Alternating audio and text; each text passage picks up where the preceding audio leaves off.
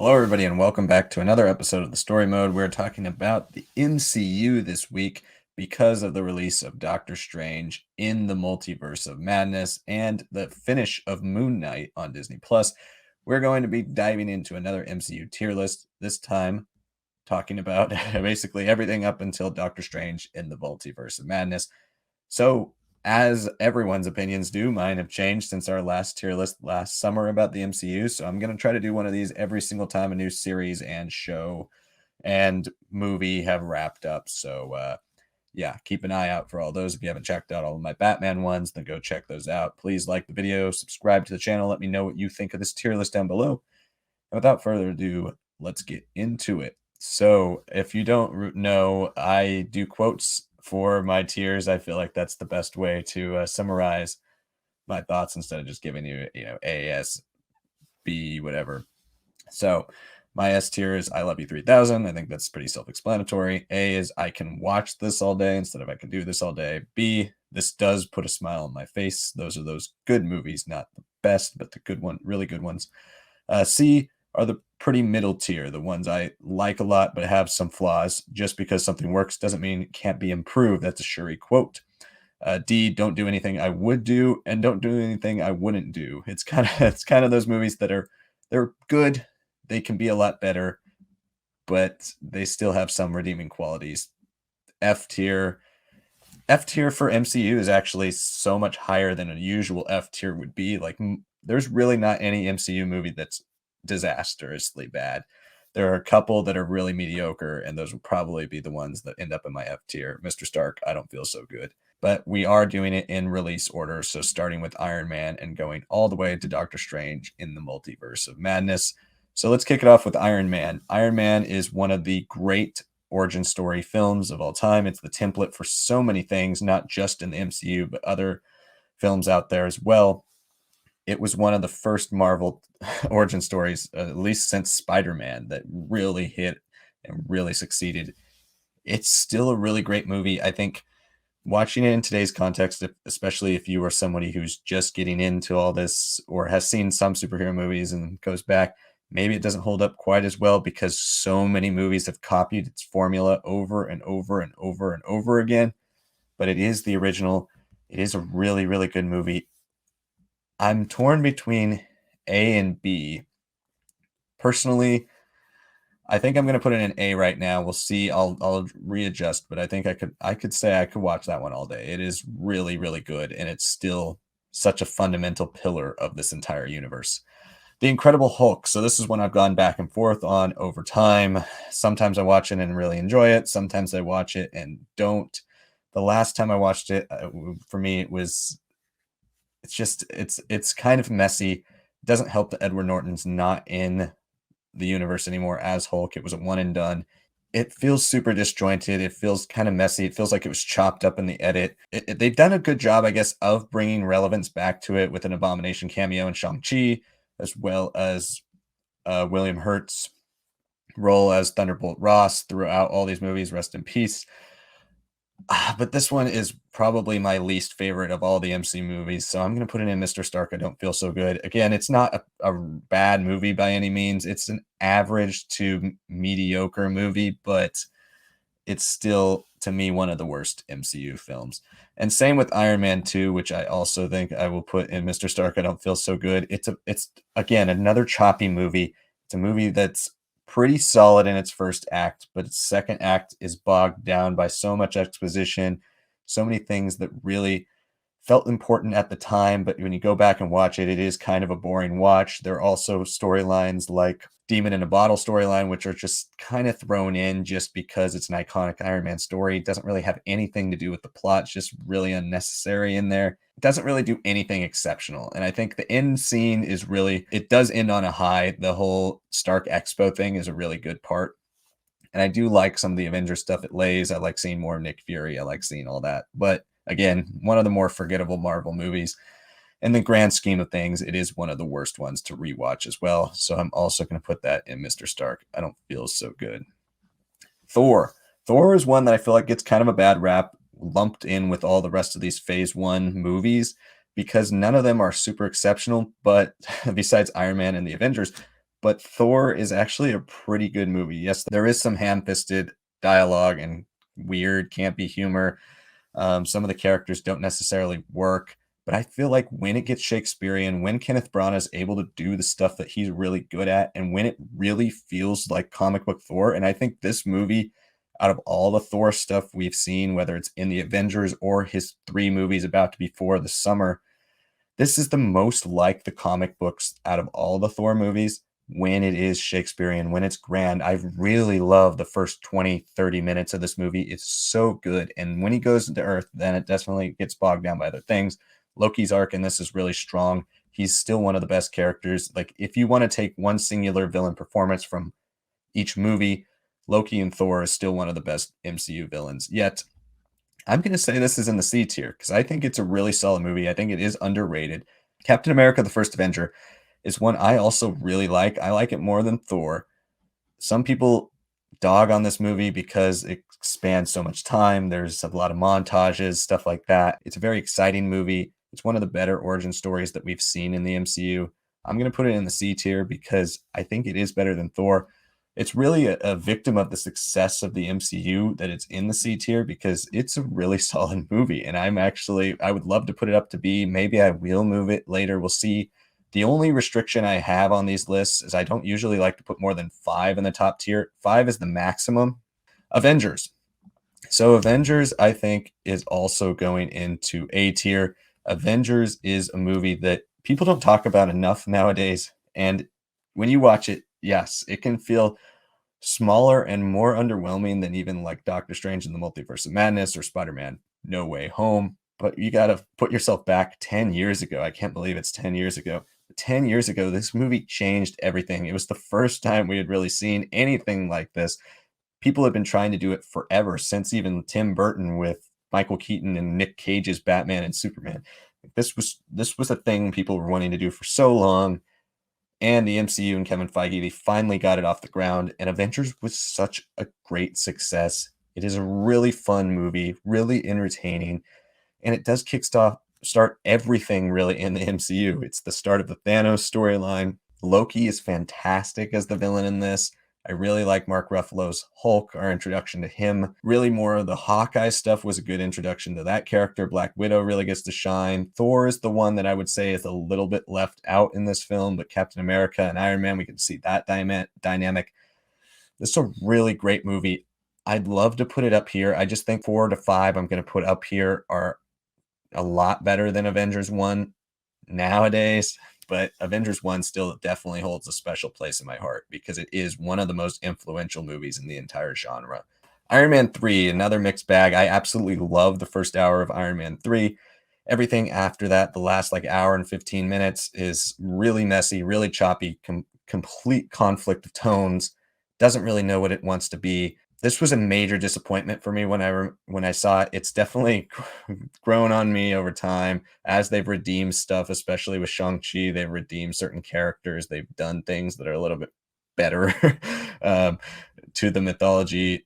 But this was kind of one of those first examples of like Marvel deciding to go the route of let's make everything a joke instead of taking things too seriously. We had a story about Tony Stark suffering from post-traumatic stress and disorder from his events in Avengers when he dropped the nuke into space. There were a lot of interesting ideas that start out really strong and ultimately kind of fall off. I wish more was done with this film because it could have been really great, but I'm going to put it in the D tier right now. Thor: The Dark World is another movie that I think actually gets a worse rap than it deserves. It's not. A lot of people want to say it's the absolute worst Marvel movie. I don't think it's the absolute worst Marvel movie. In fact, I like it more than Iron Man 2 and The Incredible Hulk, but it still is bottom 3. I'll put it in the F tier. It's all over the place. The villains are super underwhelming. Thor doesn't really have anything too unique to do in this movie. The Aether is kind of a MacGuffin that just the MacGuffins in the phase 1, phase 2 of MCU kind of got a little old with the Infinity Stones. This movie just doesn't do anything super unique, doesn't stand out, especially compared to Thor 1 in depth. Never exceeds Thor 1. You can tell there's a lot of different conflicting styles. Patty Jenkins was originally supposed to direct this movie and she dropped out. You can tell there was a lot of studio problems behind it. It is a bit messy. I will put it in the F tier. But Captain America: The Winter Soldier is one of those movies that felt like the MCU had kind of finally found that rhythm of evolving from comic book movies into other genres and adopting other genres into their formula in order to make films. And we've just seen Doctor Strange in the Multiverse of Madness have a very horror vibe. This movie had a spy thriller vibe. It was one of those first movies that really adopted a particular genre's vibe and really went for it. And it works so well. Bucky Barnes is a great villain in here as the Winter Soldier. It's tragic. Some of the Nick Fury stuff, like his fake death, some of that stuff just kind of makes you roll your eyes. But I would say everything with Black Widow, everything with Steve Rogers, everything with Winter Soldier in here works really, really well. Alexander Pierce is another very underrated villain played by Robert Redford. I think this is a really great movie. It does live up to the hype. It is still considered one of the best MCU movies. I would put it probably right in front of Iron Man in the A tier. I think it's a great movie. So Guardians of the Galaxy is it was the first MCU movie to me that caught me completely by surprise. I had no expectations, as most people did. Guardians of the Galaxy were like D-level comic book characters, and this movie was so golden. Everybody loved this film, and I remember seeing a 10-minute IMAX preview of the kill and escape about 2 months before the movie came out, maybe a month and a half before the movie came out, and just being blown away. I was so excited for it all of a sudden, and it's hilarious. I think it's the funniest MCU movie there is. Great action, a lot of heart. It does get into a bit of the traditional superhero cliched ending, but I love the sci-fi-ness of this movie, the sci-fi fantasy. It is very much a Star Wars type movie. I'm gonna throw this in the A tier, actually, not in front of Avengers, right behind Avengers, but I love that film, and I think it's really, really great. Avengers Age of Ultron is another one that I think is kind of underrated. A lot of people harp on this movie because it's not as good as the other three Avengers films, but it's still a really solid movie. Ultron himself is a great villain. I think he's one of the more menacing villains that we've ever seen. James Spader does a great job voicing him. There's a lot of really cool scenes. Again, it does have that Iron Man 2 syndrome of way too much exposition, things that don't really ever pay off. We have started to see a little bit more payoff for stuff like Wanda and Pietro Maximoff in WandaVision, in Doctor Strange, and the Multiverse of Madness. We've seen that arc start to come full circle. Same with Vision in WandaVision as well. But there was a lot of stuff that just kind of felt like it was thrown in, references to Wakanda, Ulysses Claw, all these things that are just there that don't necessarily have a payoff in the film themselves. But the film is very exciting. I think it has a nice pace to it. It works quite well as like a big action superhero-y blockbuster.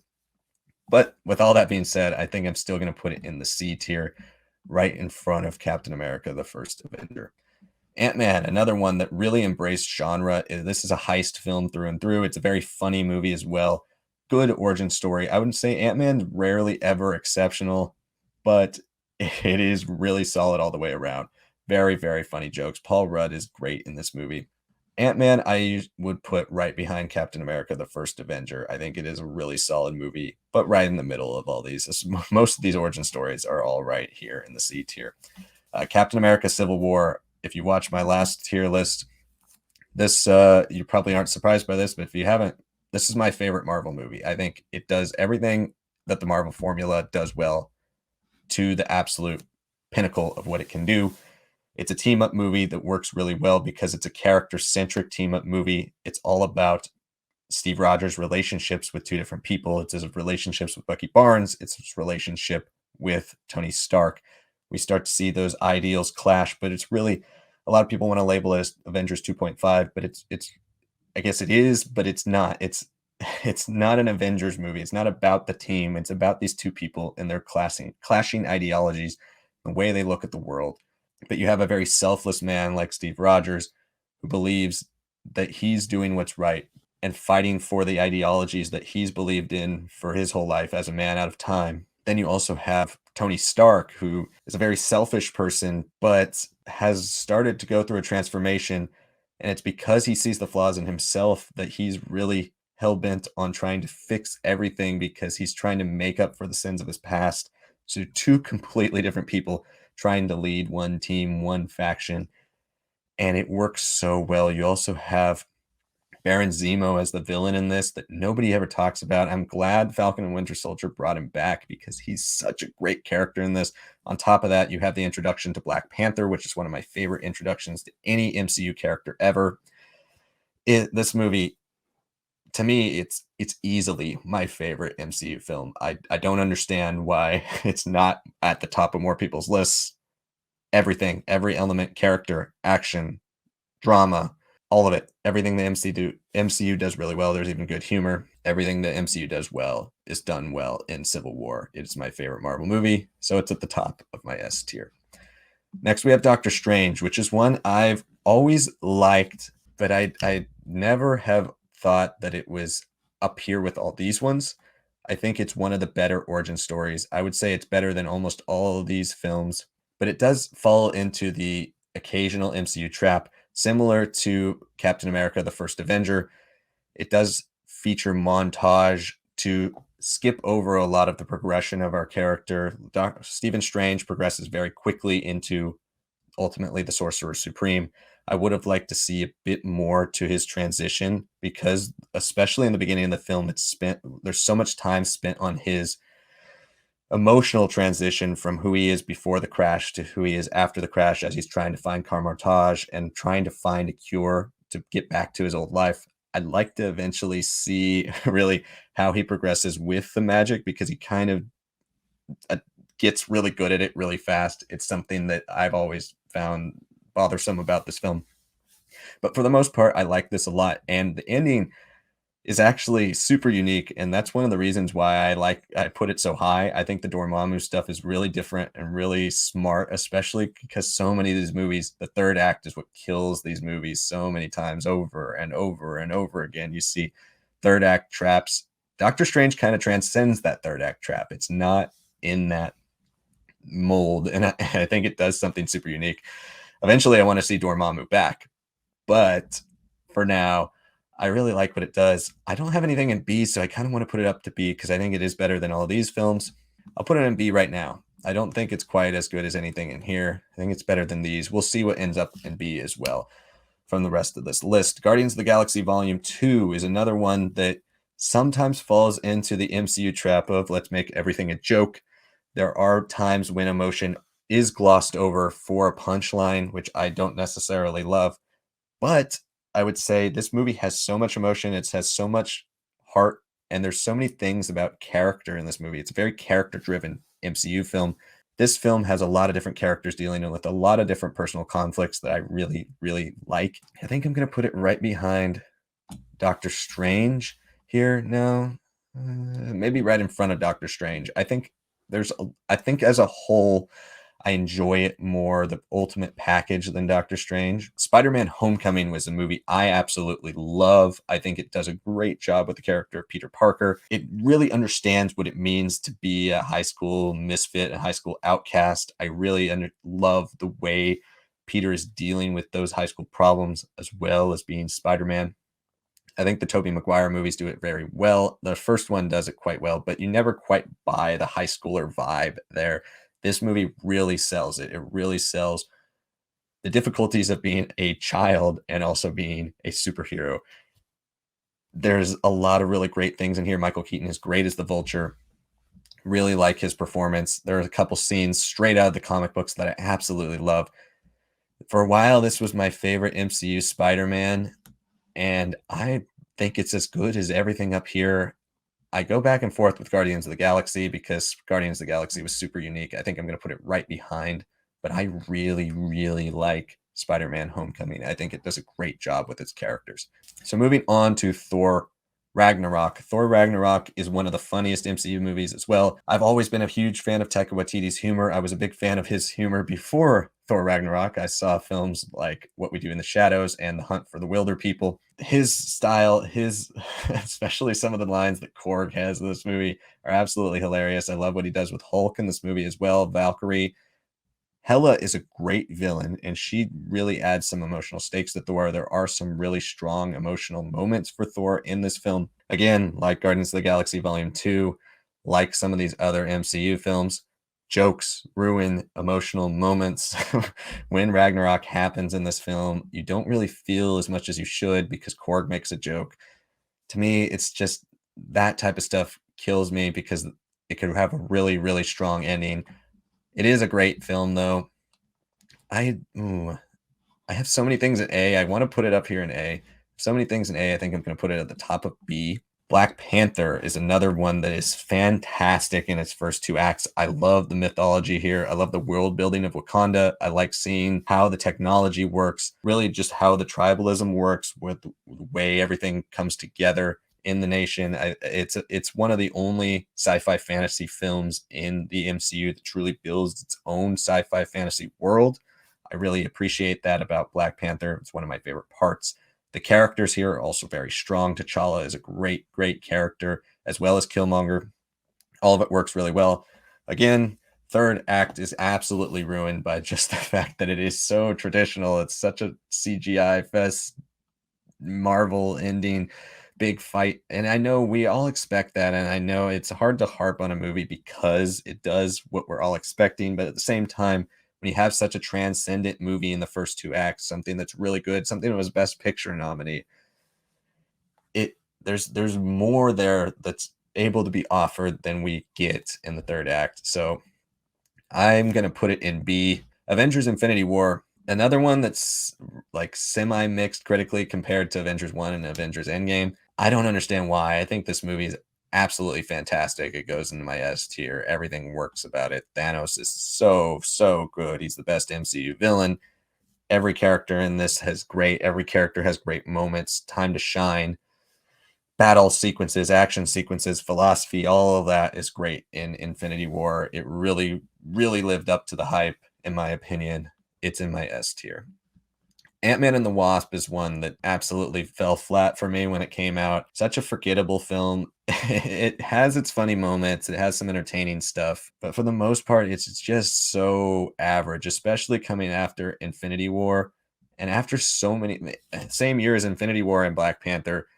And so many MCU films had just elevated their content so high by the time this came out. And this felt like we were reverting back to like the days of Iron Man 3, of Thor Dark World, the early phase 2, late phase 1 era of MCU. It's just it feels like such a filler, forgettable, average movie. I put it in D, right in front of Iron Man 3. There's nothing I really dislike about Ant-Man and the Wasp. It's just so mediocre. Same with Captain Marvel, and Captain Marvel could have been fantastic. It's just not. Its character work is kind of lacking. You never really feel too attached to anyone. Some of the changes they make to the mythology as well from the comics, I wasn't particularly thrilled about. I love Marvel in the books, especially love all of the Marvel stuff connecting to Thanos and the whole Jim Starlin saga of Marvel. Was not a big fan of what they did with Marvel and really any of the Kree stuff or Hala in this. There's a lot of potential for future space movies in the MCU, the science fiction side of the MCU. I'd like to see some of that come back. I really like what they did with the Skrulls. Samuel L. Jackson's a highlight as well. But just nothing about it really connects. It's kind of a disjointed movie. Its character stuff is just weak and flat. I'm going to put it right in front of Ant-Man and the Wasp because I think it does some things a little bit better. It has some better scenes, a little bit more iconic scenes than Ant-Man and the Wasp. Avengers Endgame, I think you all know where this is going, S tier. It's a great, great payoff. One of the best Marvel movies. It really is a testament to the Russo brothers and Kevin Feige's planning, how well it works. Such a fantastic event. I loved seeing it in theaters. One of the best Marvel movies ever, and it's because it has emotion, action, all the stakes that these other three have. I think it's the pinnacle of what Marvel can do in terms of all of that. These three movies really just transplant almost anything else out there. Spider-Man Far From Home is another one that is a little disjointed, but I enjoy a lot of the parts of its whole more than the sum of its parts. I think it's a movie that has a lot of fun. I like seeing all the different locales. It's nice to finally get out of New York for a change. Mysterio is a great villain. There's one scene I talked about in my last tier list, and I'll say it again. There's one scene that I absolutely hate in this movie, and it's when Mysterio like reveals his whole plan and they give the whole exposition of that. It's such a clunky exposition scene. I despise that scene. But other than that, I enjoy this movie a lot. There's some great action scenes. I love the ending of this film as well. The Peter and MJ relationship really grows here. It works quite well. Everything is really good about this movie. I would say there's a couple great things, but for me, it still kind of hovers around this area. I would put it above Guardians of the Galaxy Volume 2. It's close with Black Panther because I think I would say it's overall better than Black Panther just because it doesn't really fall apart in its third act. But Black Panther has some better sequences and a better overall structure in the first two acts. But I would say overall, I would think Spider-Man Far From Home is a little bit better. So I'd put it right there in the B tier. WandaVision is it's a really good show. It's their first MCU Disney Plus series. For me, I thought it started out great. I loved the first 4 or 5 episodes. I thought it was really, really good. The intrigue was there. I was looking forward to watching it every week. As we start to get things revealed, of course, it loses some of its intrigue, but then it felt like it kind of went on a little too long. There are a couple filler episodes in the end. I think, especially if I'm remembering right, I think it went 9 episodes. So episode 7 was kind of a filler one. It's the one where it's kind of Modern Family style. To me, that wasn't a great episode. As well as the final episode, I didn't love the ending. It's not the worst ending in the MCU Disney Plus series yet. By far, it's not the worst. But it does kind of struggle at the end. It turns into your typical Marvel third act, which is big, actiony, blockbuster with little emotional stakes. I think it does redeem itself in the final 10 minutes of that episode, but still could have been a lot better. But the first half, I think, is so good that I want to put it up here in B, but I don't know if I like it particularly any better than any of this stuff. I think it's better than everything here in C. I'd probably put it at the front of C. I think overall it was a good show, had some room for improvement, but worked pretty well overall. Falcon and Winter Soldier is one for me. The first 2 episodes were good. I liked it. 3 and 4 were great. It's some of the best MCU TV we've ever seen. 5 was another one that kind of dropped quality and was like, okay, it's good. Where is this going? It's kind of slow. I get what they're going for. I appreciate what they're going for, but I don't know why it's dropping in pace and speed so quickly. Then 6 is my least favorite episode of Marvel TV by far. It's just it's so fast. Nothing works to me. It's all over the place.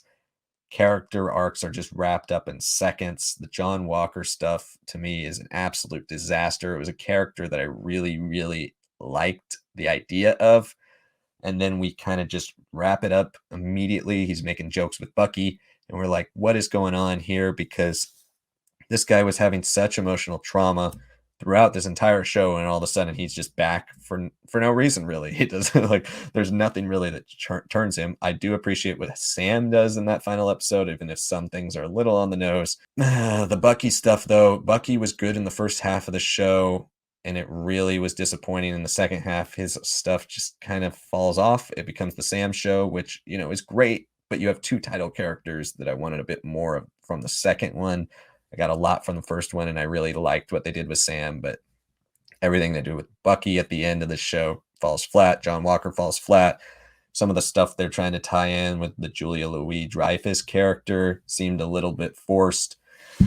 The show just felt like such a mess. I wish it was as good as its 4th episode, because that 4th episode is one of my favorite MCU TV episodes, but I would say it's kind of right around here in the D tier. It's not great. I would say because of that episode alone, I'd put it above these 3 films, but man, it's disappointing how it ended. Loki is a great show, and it had a couple, I would say one episode, the Lamentis episode was a bit of a stumble in terms of pacing. It just kind of threw the whole pace of the show off.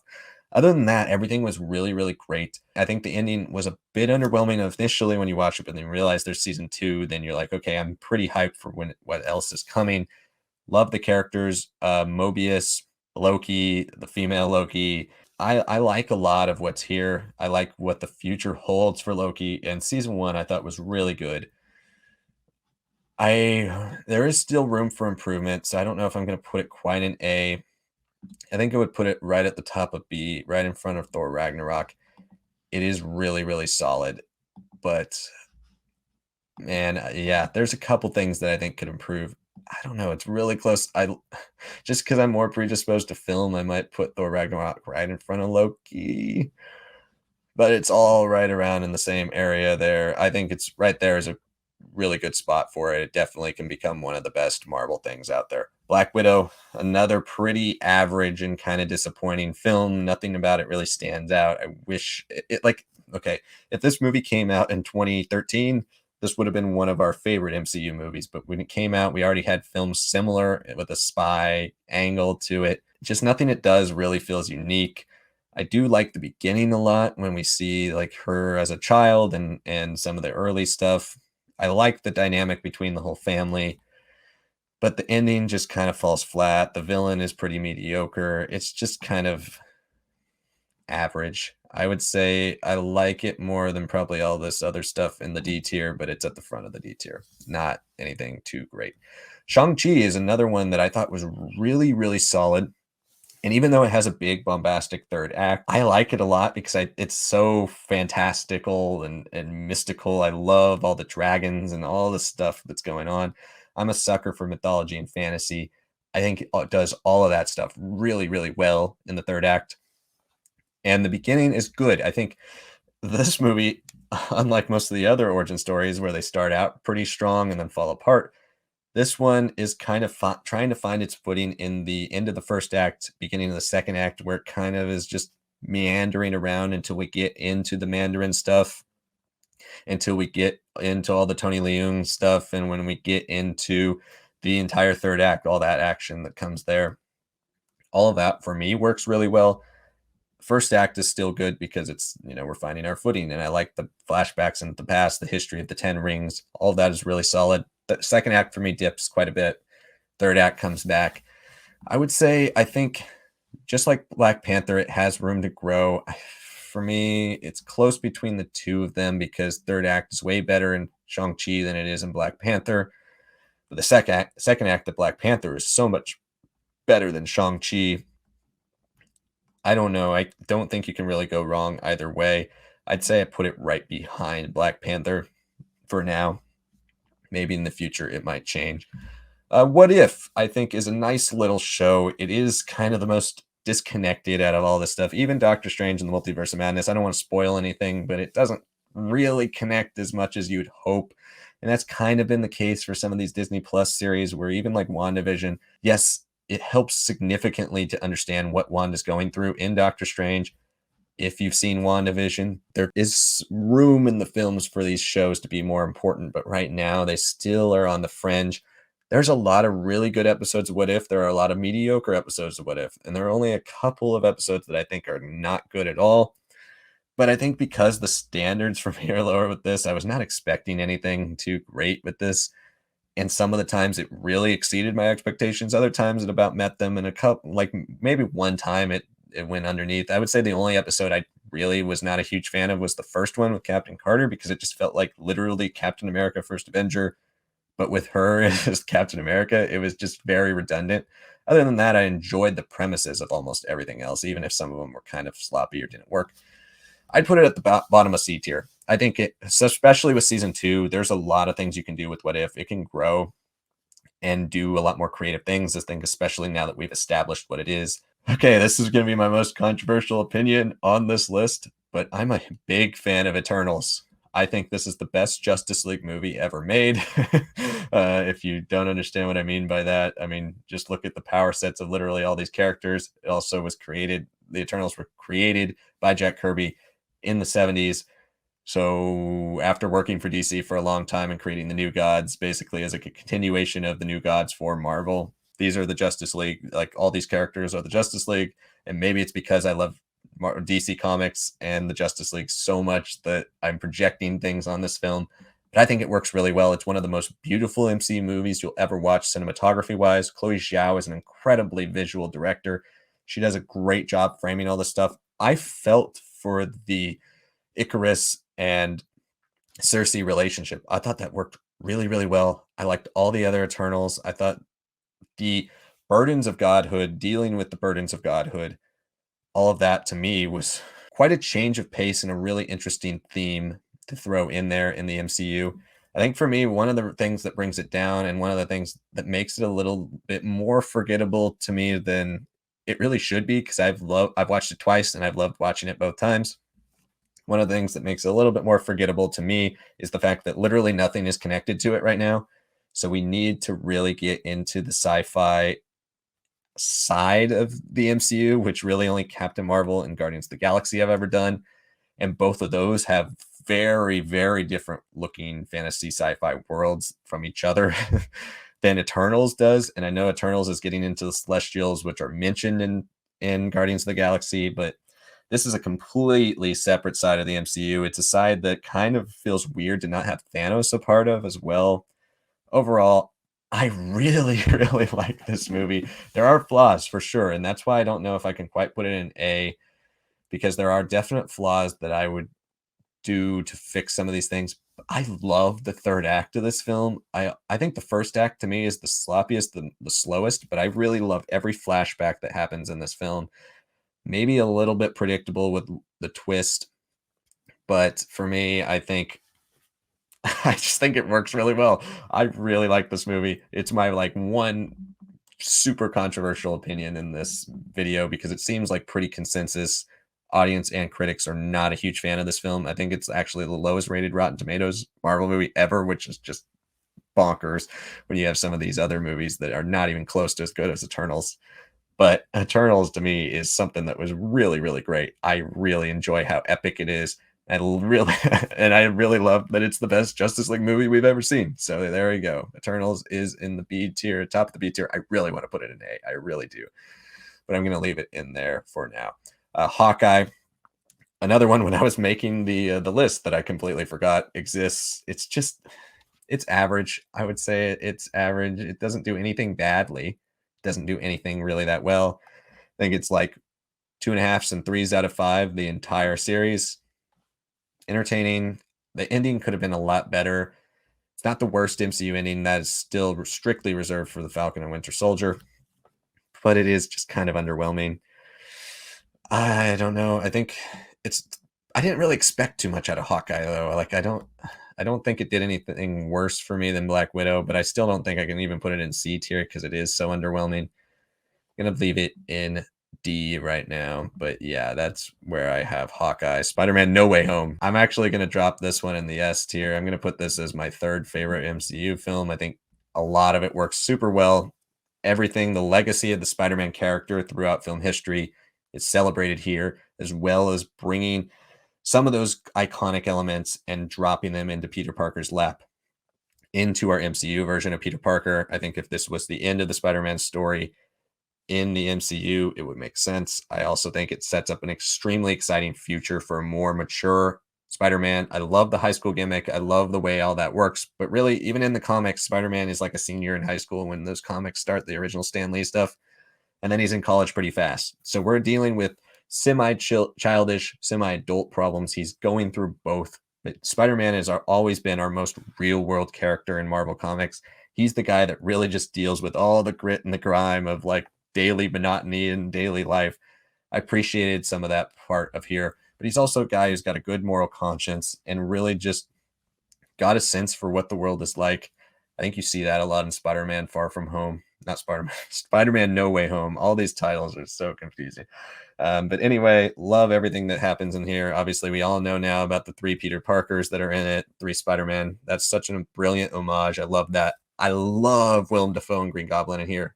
Finally gets his like true due as the Green Goblin. He's so good in Spider-Man 1, but we don't really get to see that physicality, that action. I love the ending of Spider-Man 1, but this is where it really, really comes to shine. We really get to see how brutal and how much of a pure menace he is to Spider-Man in here. Loved everything they do with this, and I love how much more mature stuff they give Tom Holland. Overall, one of my favorite Marvel movies. I'm putting it in the S tier. Moon Knight. Moon Knight was a really, really good show all the way around from episode 1 all the way to the final episode. I have some problems with the final arc of the last episode. It just kind of ends. It's one of the best MCU last episodes of Disney Plus series so far, but that's not really saying anything. I think it's a really strange episode because it's only like 30 minutes long with credits it's like 40 minutes. but it's really good for 30 minutes, and then the last 5, it just all of a sudden ends. I thought it was gonna be something like it's in Mark's head. It's like the ending's happening in Mark's head, and we're gonna cut back, like, if you've seen Everything Everywhere All at Once, that kinda, like, fake credit scene or Vice, um, that get then we eventually go back into the show, but no, it just suddenly ends. The post-credit scene's good and exciting. It is very strange that Oscar Isaac is saying there's not really too many plans for season 2. If there's no plans for season 2, the ending's even weirder because I guess like a tag for future seasons is the only thing that makes this last episode work. Other than that, it's super rushed and super random. But everything else is so good. I love the Mark Spector character. I love the Stephen Grant character. Love everything they've done here with the Egyptian mythology. All of it works quite well. Really, really dug the show. I think overall, I think it's more consistent than Loki, but Loki has higher highs where Moon Knight never reaches like incredible heights. It's really, really good all the way around. I'd say I put it right behind Loki in that B tier. Season 2 has room though to be absolutely fantastic because the characters here, the stuff they set up, it's a very character centric Marvel show, which we really haven't seen yet. I think WandaVision's the closest to being a really character driven show. Loki, obviously, as well, but there's a lot of other things going on in Loki. Moon Knight is all Moon Knight, and I really like that about it. So the final thing, what you guys have all been waiting for, with hearing like my little review of Doctor Strange and the Multiverse of Madness as well. Doctor Strange and the Multiverse of Madness is a really good movie. It works on a lot of levels. I love the horror elements. I love that they brought Sam Raimi in to direct this. I feel like the pace is pretty solid overall. Second act, it dips a little bit. It pauses kind of as we kind of regroup and transition into what it ultimately becomes. Apparently, there were a lot of things behind the scenes that changed the script throughout the shooting process, as well as reshoots that ultimately changed the story quite a bit. I think a lot of stuff here with Wanda works really well. I don't want to spoil too much. A lot of things with Wanda here works really well. To me, it feels a bit sudden. I wanted a little bit more at the beginning of like why she does what she does, especially because after WandaVision, it seems like a bit of a jump from her character and where she's like emotionally able to leave herself at the end of that film. I mean, that show, and jump into Doctor Strange and the Multiverse of Madness. Still love everything visually that they did here. There's some amazing cameos that are in here. One of my favorite characters of all time makes a cameo in here that I was two of my favorite characters of all time that we didn't know about because I love Professor X, but two characters that weren't confirmed for this that are in it. Oh my gosh, I was very excited about. Dug all that. Really liked the the ending is super weird, super Doctor Strange and super Sam Raimi. Really liked the ending fight scene. But yeah, overall, I would say it's not great, but it's a really good movie, and I enjoyed quite a bit about it. There are some logic flaws. There are some things that just kind of happen that you're like, okay, why did that happen? I think it's right around here in the B tier for me. I think I like it more than Doctor Strange 1 just because it's so different. Doctor Strange 1 still is a traditional origin story. This one is a bit different. It does different things. And to me, that's why I kind of want to put it in front of all these origin stories. But I know it has its flaws, but so do all these films. I think for me right now, I want to put it right there in front of Black Panther, right around here. Really, all these, like from Spider-Man, I think Moon Knight's a step above Spider-Man Far From Home. Spider-Man Far From Home, all the way through Doctor Strange, they're all about the same quality of like good, really good, have their flaws, have plenty of things that I would change, but they all work quite well. Um, but I think, yeah, I think right now, after a couple of viewings of Doctor Strange and the Multiverse of Madness, I'm going to put it there. There you go. It is in the B tier. So that's going to be my list. I'm pretty happy with that looking over it. I think there's more films in the D tier than I honestly thought there were going to be. um, but it makes sense because there have been quite a few duds over the last couple of years, especially. But there's also been a lot of really solid stuff. Let me know what you think of Eternals because I really, really like that movie. Let me know down below. Let me know what you think of my list overall as well. Thank you guys so much for watching, and we'll see y'all next time.